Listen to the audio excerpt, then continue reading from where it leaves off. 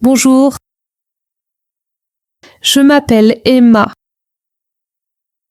Je suis étudiante et j'apprends le français. Je veux bien parler français et partager mon histoire avec vous. J'habite dans une petite ville calme. C'est paisible, mais il n'y a pas d'école de français ici. Je veux vraiment apprendre la langue pour pouvoir parler avec des gens, regarder des films et lire des livres en français. Un jour, je décide de déménager en ville. C'est une grande ville, pleine de monde. Je fais ma valise, je prends mon cahier et je pars en bus. J'ai un peu peur parce que je ne connais personne là-bas, mais mon rêve est plus fort que ma peur. En ville, je trouve une petite école de français. Elle est propre, lumineuse et accueillante. Je commence à aller en classe tous les jours. Ma professeure s'appelle Anna. Elle est gentille et patiente. Elle parle lentement pour que tout le monde comprenne.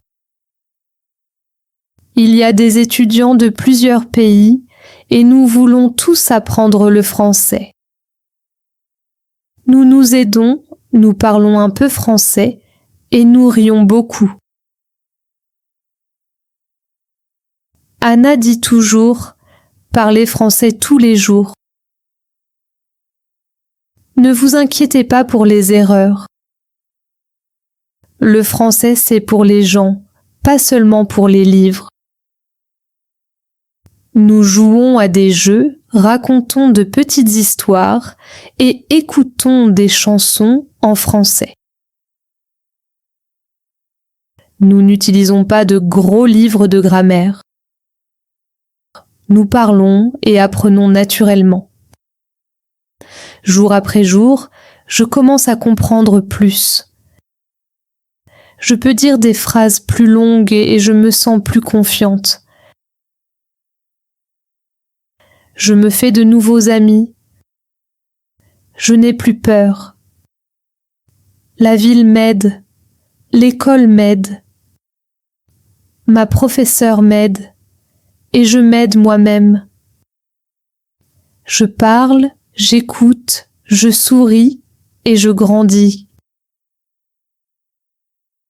Chapitre 1. Mon premier travail. C'est mercredi matin. Il fait beau et ensoleillé. Je suis excitée parce que j'ai trouvé mon premier travail. J'ai hâte de le dire à ma professeure.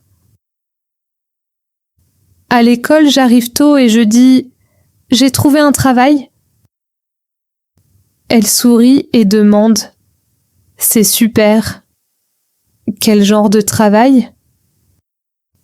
Je vais travailler dans un café comme serveuse. Je réponds. Elle dit « C'est une façon parfaite de pratiquer ton français. » En classe, nous parlons des métiers. Certains étudiants veulent être infirmiers, d'autres chauffeurs, d'autres professeurs. Je dis « Je veux mieux parler français et mon travail va m'aider. » Le lendemain, je me lève tôt, je prends une douche et je mets des vêtements propres. Je vais au café.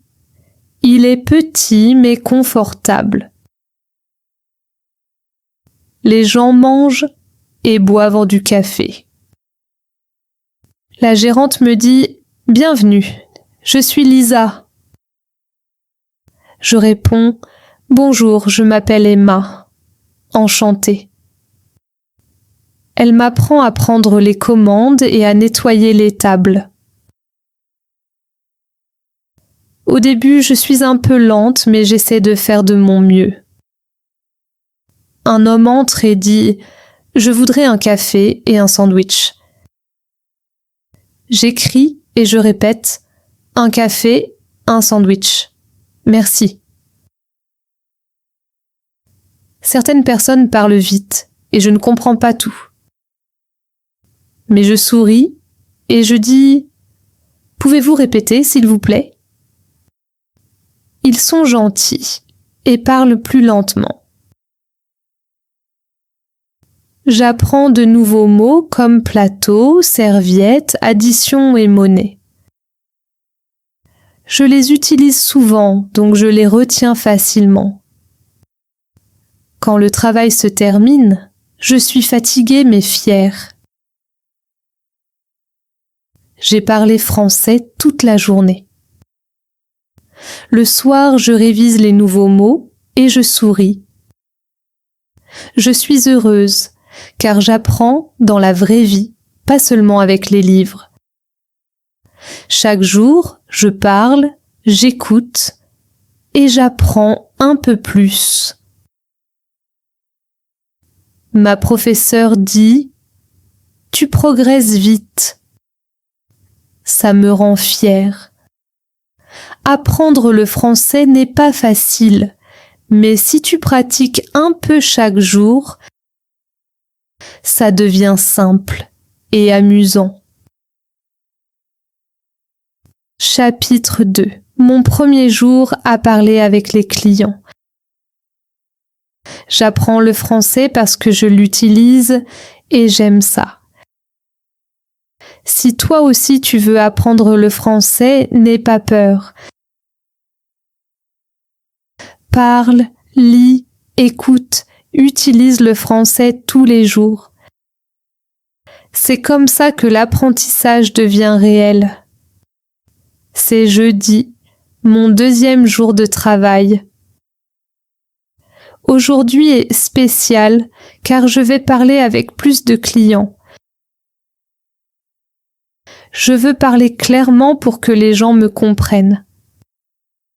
Je me souviens de ce que ma professeure a dit hier. Répète après les locuteurs natifs. Fais du shadowing. Le matin, je m'exerce. J'ouvre une vidéo sur mon téléphone. Un homme parle français lentement. J'écoute attentivement et je répète chaque mot après lui. J'essaie de parler exactement comme lui, les mêmes mouvements de bouche, le même rythme. Ça s'appelle le shadowing. Je le fais pendant 10 minutes. Puis je me sens prête pour le travail. Au café, ma gérante sourit et dit « Bonjour Emma, tu es prête ?» Je souris aussi. Oui, je suis prête.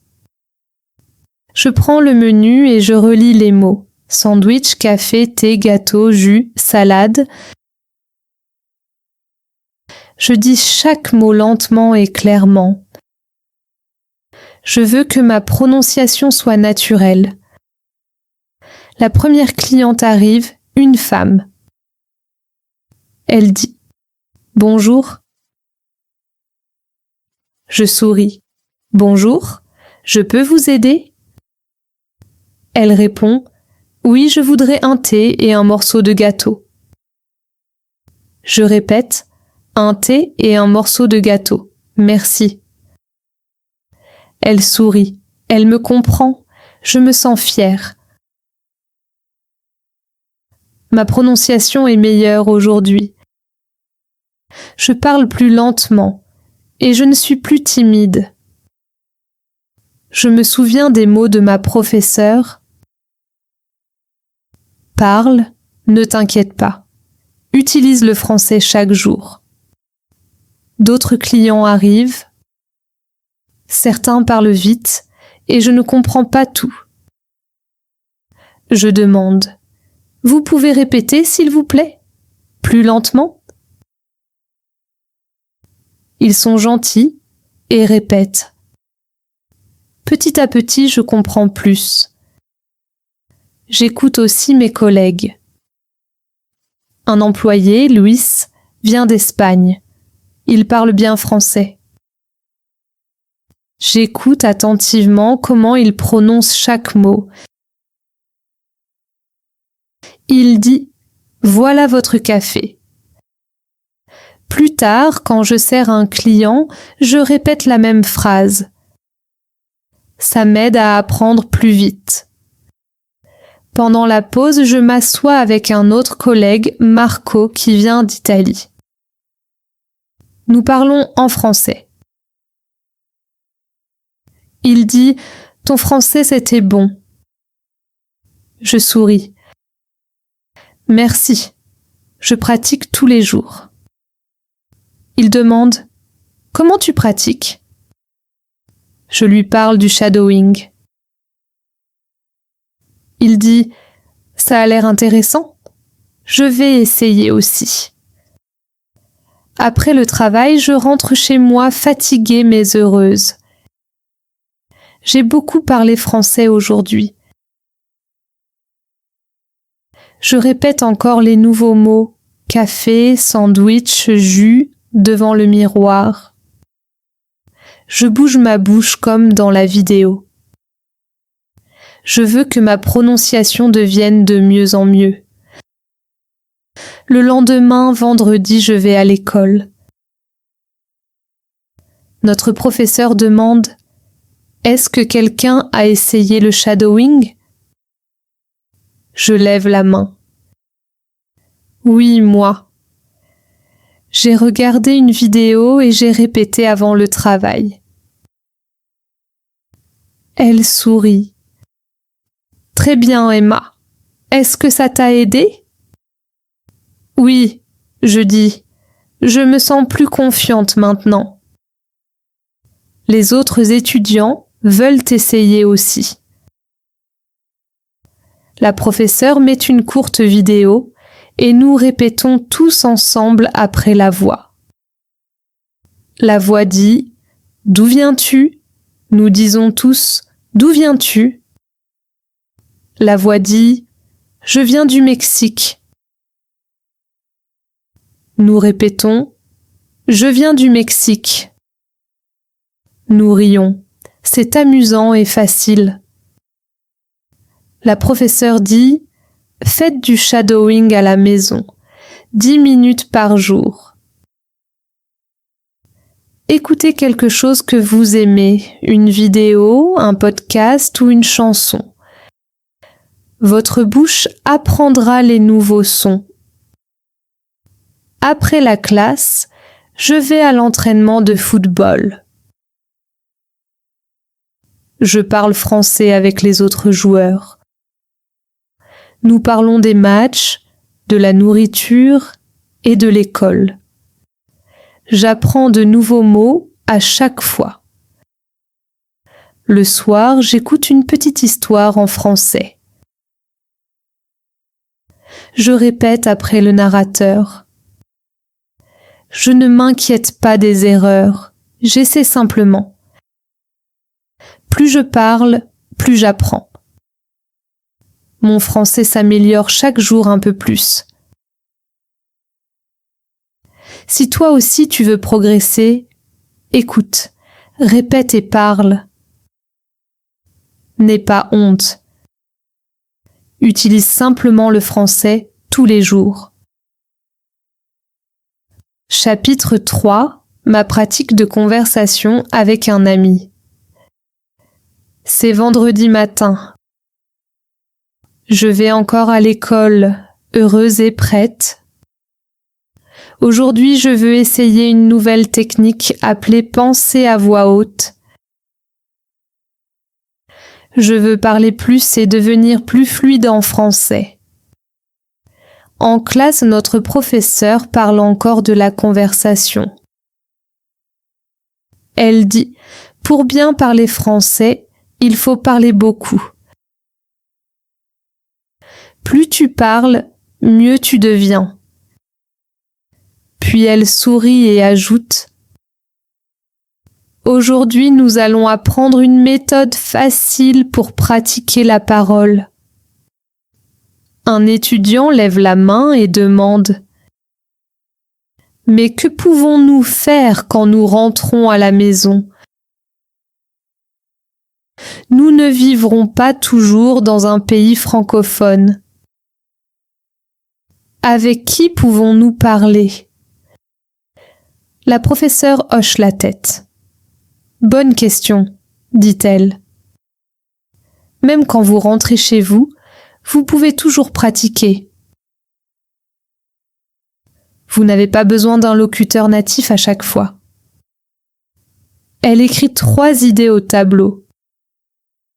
Parler avec un ami, parler seul, parler en ligne. Aujourd'hui, dit-elle, nous allons pratiquer avec un ami. Elle nous met en binôme. Mon partenaire est Léo du Brésil. Nous nous asseyons ensemble. La professeure dit. Posez-vous des questions simples. Répondez avec des phrases complètes. Parlez pendant 5 minutes. Je commence. Où habites-tu, Léo ? Il répond. J'habite près de l'école. Et toi ? J'habite avec une famille d'accueil.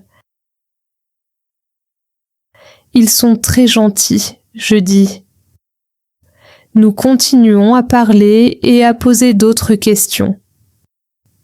Que manges-tu au petit déjeuner ? Que fais-tu après l'école ? Quel est ton passe-temps ? Nous parlons lentement et nous nous aidons. C'est facile et amusant.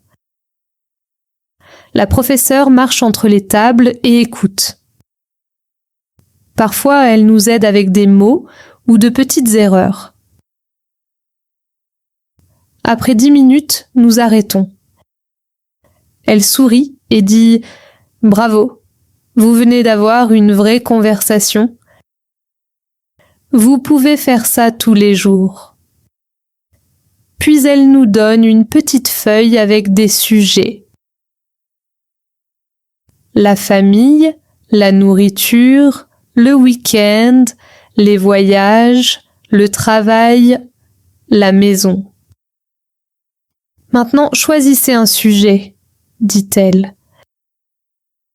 Parlez-en pendant 2 minutes, seul ou avec votre partenaire. Je choisis le temps libre.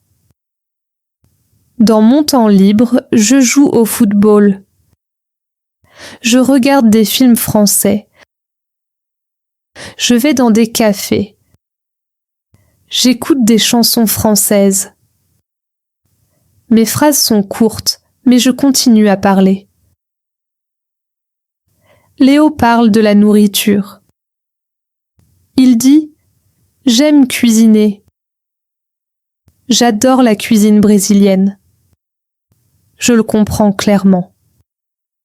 Après la classe, je rentre à pied chez moi. Sur le chemin, j'essaie de penser à voix haute. Je regarde autour de moi et je parle doucement. C'est un magasin. Il vend des vêtements. J'aime cette chemise bleue. Puis je vois une femme avec son chien. Le chien est blanc. La femme le promène. Je parle doucement toute seule. Je ne me soucie pas si les gens me regardent. Ça m'aide à apprendre. À la maison, je fais la même chose. Je dis « Voici ma chambre. Elle est petite. J'ai un lit, une table et une fenêtre. » Je pense en français et je dis mes pensées à voix haute. Le soir, je parle avec ma famille d'accueil. Ils disent « Ton français est meilleur. » Je me sens fière. Maintenant, je comprends. Pour bien parler, il faut parler souvent. Avec des amis, seul ou en ligne. N'attends pas. N'aie pas peur. Parle tous les jours. Chapitre 4. Apprendre la grammaire facilement. C'est samedi matin. Je ne vais pas à l'école aujourd'hui, mais je veux quand même apprendre quelque chose de nouveau. Je me souviens de ce que ma professeure a dit hier. Elle nous a dit « Vous n'avez pas besoin d'étudier les règles de grammaire pour parler français. Lisez et écoutez beaucoup. La grammaire viendra naturellement. » Ça m'a rendue heureuse. Je prépare une tasse de thé et je m'assois sur mon lit avec un livre d'histoire en français. J'ouvre à la première page et je commence à lire. Je comprends la plupart des mots.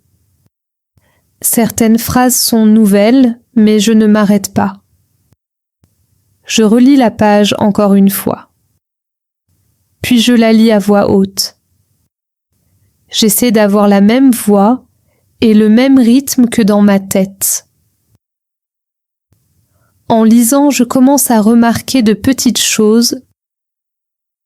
Comment les mots vont ensemble, où sont les verbes et comment les phrases sont construites. Je ne mémorise pas de règles, mais j'apprends comment fonctionne le français. Une phrase dit « Il travaille au café ». Je pense « Pourquoi on dit « travaille » et pas « est en train de travailler » ? Je n'ouvre pas de livre de grammaire. Je réfléchis simplement. Peut-être que « est en train de travailler » veut dire quelque chose qui se passe maintenant. Puis je trouve une autre phrase. « Il travaille dans un café ». Celle-là me semble différente. Elle parle d'une vérité générale. Je souris. Maintenant, je comprends un peu mieux. J'apprends la grammaire à travers les histoires, pas à travers les règles. Et c'est facile, naturel. L'après-midi, je vais travailler au café. Un client dit « Puis-je avoir un thé, une part de gâteau ?» Je réponds « Oui, bien sûr ». Dans ma tête, je répète ces mots « Puis-je avoir ?» Ça sonne poli et naturel. J'aime bien. Plus tard, quand le café est calme, je pratique seule. Puis-je avoir un café ? Puis-je avoir le menu ? Puis-je avoir une pause ? Je ris un peu. Ce sont des phrases réelles que je peux utiliser tous les jours. Quand je termine le travail, je rentre à la maison et j'ouvre un site de grammaire. Je commence par la première leçon, le présent simple. Il est écrit « Je travaille tous les jours. Elle aime les pommes. » Je vois que c'est pour les choses vraies ou habituelles.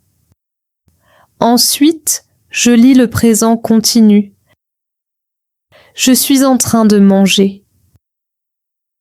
Elle est en train de regarder la télévision. Ils sont en train de travailler. Maintenant, je comprends la différence. Je repense à l'histoire que j'ai lue plus tôt. Elle utilisait les deux types de phrases. Tout se connecte maintenant. Dimanche, je retrouve Léo au parc. Nous marchons et parlons en français. Je lui dis « J'apprends la grammaire en lisant ». Il sourit. « Moi aussi », dit-il. Je n'étudie pas les règles. Je lis et j'écoute simplement. Nous parlons du travail et de la vie. J'utilise ma nouvelle grammaire sans y penser. Je travaille au café. J'aime mon travail. Je parle avec les clientes tous les jours. Léo dit « Ta grammaire sonne très bien ». Je souris. Merci. La lecture aide beaucoup. Le soir, je lis une autre petite histoire. Celle d'une fille qui rêve de voyager dans le monde entier. Les phrases sont simples mais pleines de bonne grammaire. Je lis sans m'arrêter. Je comprends presque tout. Le lendemain, en classe, la professeure demande « Qu'avez-vous fait ce week-end » Je dis « J'ai travaillé au café. J'ai lu une histoire, j'ai pratiqué le français. » Elle demande « As-tu étudié la grammaire » Je dis « Pas vraiment. » Mais j'ai vu la grammaire dans ma lecture. Maintenant, je comprends mieux. Elle sourit. C'est merveilleux, Emma. Tu apprends de façon naturelle. Je me sens fière. Je n'ai pas besoin de mémoriser de longues règles de grammaire. Je lis, j'écoute et je parle. Apprendre la grammaire comme ça, c'est facile et amusant. Quand tu veux apprendre la grammaire, ne te limite pas aux règles. Lis des histoires, écoute les gens et parle souvent. La grammaire viendra à toi naturellement. Quand tu utilises le français, la grammaire te suit. Chapitre 5. Comment tester ton français? C'est lundi après-midi. Je rentre à la maison après l'école, le sourire aux lèvres. J'ai envie de savoir combien de français je comprends vraiment. À la maison, j'ouvre un site web dont notre prof nous a parlé. Il propose un petit test de français. Je fais le test lentement. Il me demande de choisir les bons mots et de comprendre de courtes phrases.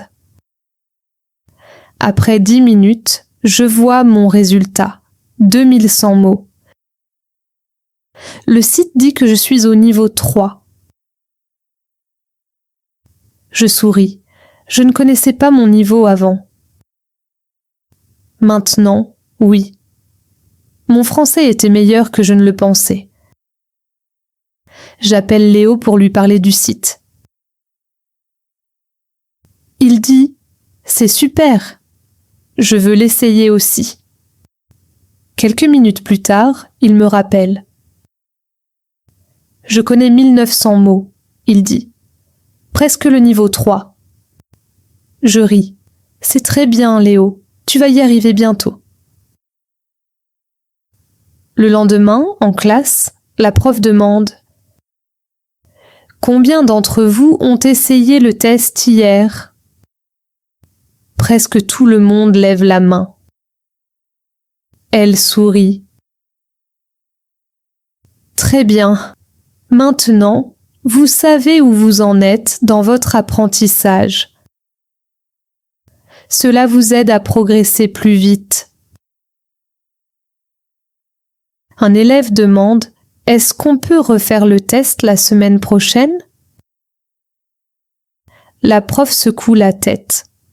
Mieux vaut attendre un mois. Si vous testez trop tôt, vous ne verrez pas de grands changements. Si vous attendez, vous verrez de vrais progrès. Un autre élève demande « Quelle est la meilleure façon d'apprendre de nouveaux mots ?» La prof répond « Lire et écouter du français, c'est la meilleure façon. » Vous pouvez aussi utiliser le site pour voir combien de nouveaux mots vous apprenez chaque mois. Elle ajoute « Certains apprendront 100 nouveaux mots en un mois, d'autres 300. Cela dépend de la quantité de français que vous utilisez. » Léo lève la main. Est-ce que c'est mauvais si j'en apprends seulement 50 ? La prof sourit. Pas du tout. Chaque mot nouveau est un progrès. Même 50, c'est mieux que 0. Pas à pas, tu avances. Je pense, je peux apprendre 100 nouveaux mots le mois prochain. Je vais lire plus, écouter plus et pratiquer chaque jour. Après la classe, je parle avec Monica. Elle dit « Je fais le test chaque mois. Ça me motive. » Je vois que j'apprends toujours quelque chose de nouveau. Je demande « Combien de nouveaux mots apprends-tu » Parfois 200, elle répond. Je lis de petites histoires en français chaque jour, ça m'aide beaucoup. Je décide de faire pareil. Je vais à la bibliothèque et je trouve un petit livre pour débutants. Je lis une page et je comprends presque tout. Quelques mots sont nouveaux, alors je les cherche. J'en apprends 3. Je les écris dans mon cahier, je les dis à voix haute et je fais une phrase avec chacun d'eux. Puis je relis la même page. Maintenant, je comprends tout. Au travail le lendemain, un client dit « Puis-je avoir un cappuccino, s'il vous plaît ?» Je réponds « Bien sûr, un cappuccino. » Je souris. Je comprends tout facilement maintenant. Plus tard, le soir, je pense à mes progrès. Il y a un mois, je manquais de confiance. Je ne connaissais pas beaucoup de mots et je ne savais pas comment pratiquer. Mais maintenant, je lis, j'écoute, je parle et je teste même mon français. Apprendre le français, c'est comme construire une maison. Chaque nouveau mot est une brique. Chaque phrase est un mur. Chaque test montre à quel point ta maison devient solide. Je décide de refaire le test le mois prochain. Je veux voir mes progrès. Peut-être 100 nouveaux mots, peut-être plus. Quand tu veux connaître ton niveau, fais un test. Quand tu veux voir combien tu as grandi, refais-le après quelque temps. Utilise le test pour te guider, pas pour te juger. Continue à lire, écouter et parler. Teste ton français et vois jusqu'où tu es arrivé. Chapitre 6. N'aie pas peur des erreurs. Mardi après-midi, je repense aux mots de ma professeure. Elle a dit quelque chose qui a vraiment changé ma façon de voir l'apprentissage du français. N'aie pas peur des erreurs. Elles font partie du processus. Avant, je me sentais mal chaque fois que je disais quelque chose de faux. Je voulais parler parfaitement, mais maintenant je sais que personne ne parle parfaitement tout le temps. Même ma professeure fait des erreurs quand elle parle une autre langue. Alors pourquoi aurais-je peur ? Ce soir-là, je vais travailler au café. Je décide de parler un peu plus avec les clients. Je dis des choses simples comme « Bonjour, comment allez-vous » ou « Voulez-vous du sucre ?» Un homme dit quelque chose que je ne comprends pas. Mon cœur bat un peu plus vite pendant un instant, mais je souris et je demande « Pouvez-vous répéter, s'il vous plaît ?» Il répète lentement et cette fois je comprends. Je dis « Ah oui, un café avec du lait ». Il sourit et dit « Merci ». Je me sens très heureuse. J'ai fait une petite erreur, mais ce n'était pas grave.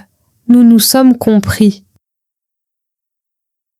Plus tard dans la soirée, je raconte l'histoire à ma colocataire Livia. Elle vient aussi du Brésil et apprend le français. Elle rit et dit « Je fais des erreurs tous les jours. Je m'en fiche. » Si les gens me comprennent, c'est suffisant. J'adore sa façon de penser. Je veux penser comme elle, moi aussi. Le lendemain, à l'école, nous faisons un exercice de conversation en binôme. Mon partenaire s'appelle Sem. Il vient de Turquie. Il parle lentement et avec soin. Parfois il fait des erreurs, mais je le comprends. Quand c'est mon tour, j'en fais aussi. Il sourit et me comprend quand même. Après la classe, nous sommes d'accord. Ça fait du bien de parler sans peur. Ce soir-là, je lis une courte histoire à la maison. Je la lis à voix haute. Parfois, je prononce un mot de travers, mais j'essaie encore. Chaque fois, c'est un peu mieux. Je fais 5 minutes de shadowing avec une vidéo. Je répète ce que j'entends. Ce n'est pas parfait, mais je continue. Je sais que je vais m'améliorer avec le temps.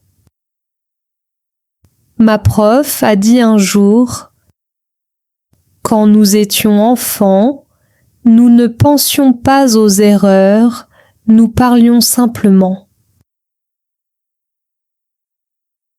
C'est vrai. Les enfants ne se soucient pas de se tromper, et ils apprennent vite. Peut-être que les adultes peuvent faire pareil, s'ils arrêtent d'avoir peur. Le lendemain au travail, un client dit « Puis-je avoir un sandwich et un thé ?» Je dis « Oui, un sandwich et un thé. Avec du lait ?» Il rit et dit « Pas de lait dans le sandwich. » Nous rions tous les deux. C'est une erreur drôle. Je me souviens des mots de ma professeure. Concentre-toi sur les idées, pas sur les erreurs. Plus tard, j'écris dans mon cahier. Les erreurs m'aident à apprendre. Je parle, j'apprends, je m'améliore. C'est devenu mon rappel quotidien. À l'école, Monica me dit « Tu parles mieux maintenant ». Je souris et je réponds « Merci. Je fais encore des erreurs. » Elle dit « Nous en faisons tous. C'est comme ça qu'on apprend. » Elle a raison. Maintenant, je me sens plus détendue. Je parle simplement. Si je me trompe, j'essaie encore la prochaine fois. Quand tu veux bien parler français, n'aie pas peur des erreurs. Les erreurs ne sont pas mauvaises, ce sont tes professeurs. Chaque erreur te montre ce que tu dois améliorer ensuite. Alors, Continue à parler. Continue à apprendre. Laisse tes erreurs t'aider à grandir. Chapitre 7. Comment se souvenir des mots. Jeudi, je retourne à l'école. Je m'assois à côté de Tim. Il dit « J'ai aimé la leçon d'hier. Je ne savais pas qu'apprendre un mot demandait autant d'étapes. » Je souris et je réponds « Oui, avant je me sentais triste quand j'oubliais un mot. Mais maintenant je sais que c'est normal. » La prof commence la leçon. Elle dit « Aujourd'hui nous allons parler de comment mieux retenir les mots. » Elle nous explique que pour se souvenir d'un mot nouveau, il faut le voir plusieurs fois. Plus vous lisez et écoutez, plus votre cerveau s'en souvient vite, dit-elle. Elle nous donne quelques conseils. Lisez des histoires, regardez des vidéos, écoutez des chansons ou des podcasts en français. Vous verrez les mêmes mots encore et encore, et cela aide votre mémoire. Je lève la main et je demande « Est-ce que c'est bien d'écrire plusieurs fois le nouveau mot ?» Elle sourit. « Oui, pour certaines personnes, cela aide. Mais n'écrivez pas seulement le mot. Écrivez-le dans une phrase qui parle de votre vie. Cela le rend réel. » Elle donne un exemple. Si le nouveau mot est se souvenir, écrivez. Je veux me souvenir de tous mes nouveaux mots. Ainsi, vous le reliez à vous-même. Elle ajoute, essayez aussi d'utiliser le nouveau mot quand vous parlez. Même une phrase courte aide. Mélangez les nouveaux mots avec ceux que vous connaissez déjà.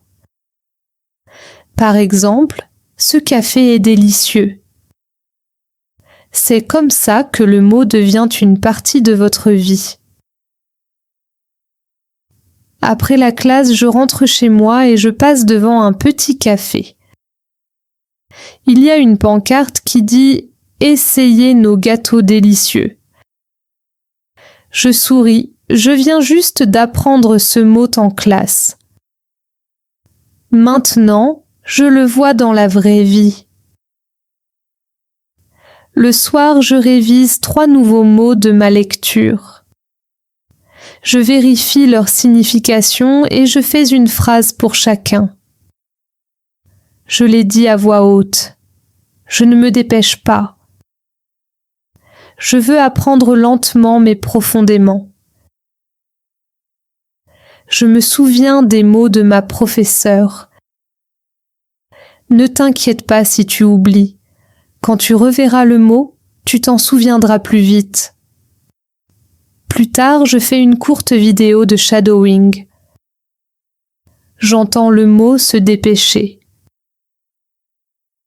Je dis à voix haute, je me dépêche pour aller à l'école chaque matin. Je le répète 3 fois. Le lendemain, la prof nous donne un jeu amusant avec des mots. Elle dit « Je vais dire un mot. Si vous le connaissez, écrivez une phrase. Si vous ne le connaissez pas, écrivez une question et demandez à votre partenaire. Nous rions tous et apprenons ensemble. J'écris « J'aime apprendre le français ». Puis je demande à mon amie le mot « emprunter ». Elle m'explique.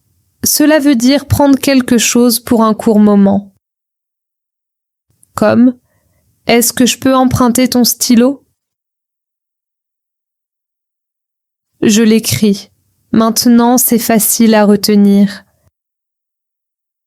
Plus tard dans la journée, Au café, un client dit « Je suis pressé. Puis-je avoir un sandwich rapidement ?» J'entends encore le mot pressé, le même mot. Je souris et je dis « Oui, bien sûr. » Cela me semble naturel maintenant. Ce soir-là, j'écris dans mon cahier « Vois le mot ». Entends le mot, utilise le mot. Alors tu t'en souviendras. Apprendre prend du temps. N'essaie pas de tout retenir en un seul jour. Revois les mots encore et encore, en lisant, en écoutant, en parlant. Chaque fois que tu utilises un mot, il devient le tien. Quand tu veux te souvenir de nouveaux mots, donne-leur du temps. Utilise-les dans la vraie vie. C'est comme ça qu'on apprend vraiment. Chapitre 8. Comment améliorer l'écoute? C'est encore vendredi matin. L'air est froid, mais je me sens heureux. Sur le chemin de l'école, je pense à la leçon d'hier. Elle m'a aidé à comprendre à quel point l'écoute est importante quand on apprend le français. En classe, notre prof commence avec une courte vidéo d'une émission de télé-réalité. Les personnes adolescentes dans la vidéo parlent un français simple. Je comprends presque tout et cela me fait sourire. Après la vidéo, la prof demande « Combien avez-vous compris ?» Certains élèves disent « Beaucoup ». D'autres disent « Juste un peu ». Un élève ajoute « Je comprends les mots, mais ils parlent trop vite ».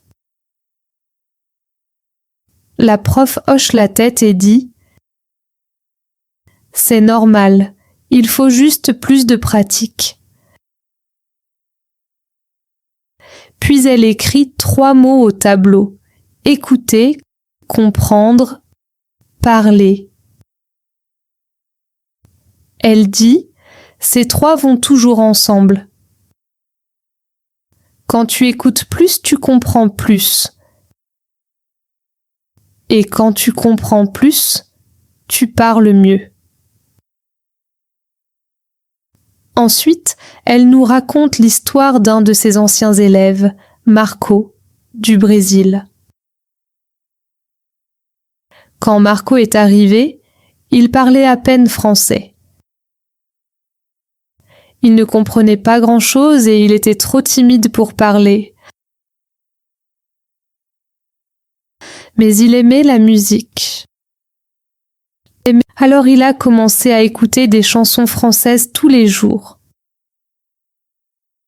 Dans le bus, à la maison et pendant les pauses déjeuner.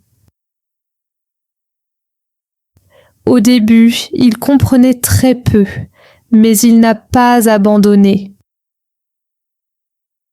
Après quelques mois, il comprenait davantage. Et après 3 mois, il parlait beaucoup mieux. La musique l'a aidé à apprendre naturellement. La prof sourit et dit « Vous pouvez faire la même chose. Écoutez de la musique, des podcasts ou des livres audio. Vous n'avez pas besoin de tout comprendre. Continuez simplement à écouter, cela vous aidera. » Elle donne d'autres conseils. Choisissez ce que vous aimez. Si vous aimez le football, écoutez des podcasts sur le football. Si vous aimez la cuisine, regardez des vidéos de cuisine en français. Quand le sujet vous plaît, vous écoutez plus et vous apprenez plus vite. J'aime le football, donc je décide de chercher des podcasts français sur le football après l'école. Un élève demande « Et si je ne comprends rien ?» La prof répond « Commence avec des supports faciles. Tu peux écouter et lire en même temps, ça aide beaucoup. » Elle écrit de site au tableau. newsinlevels.com et thelittleprinceInlevels.com. Je les note pour les essayer ce soir. À la maison, je lis une courte nouvelle et j'écoute l'audio. La première fois, je comprends quelques parties. La deuxième fois, je comprends plus. C'est agréable. Avant de dormir, je regarde une courte vidéo de football en français. Je ne comprends pas tout, mais je ne suis pas déçue. Je me souviens des mots de la prof. Concentre-toi sur ce que tu comprends. Maintenant je sais, je n'ai pas besoin d'être parfait. Je dois juste écouter un peu chaque jour. Apprendre devient plus facile quand j'aime le processus. Le français n'est pas si difficile quand il fait partie de ta vie.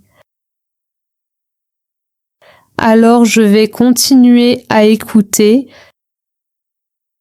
dans le bus, dans ma chambre ou en marchant. Plus j'écoute, plus j'apprends.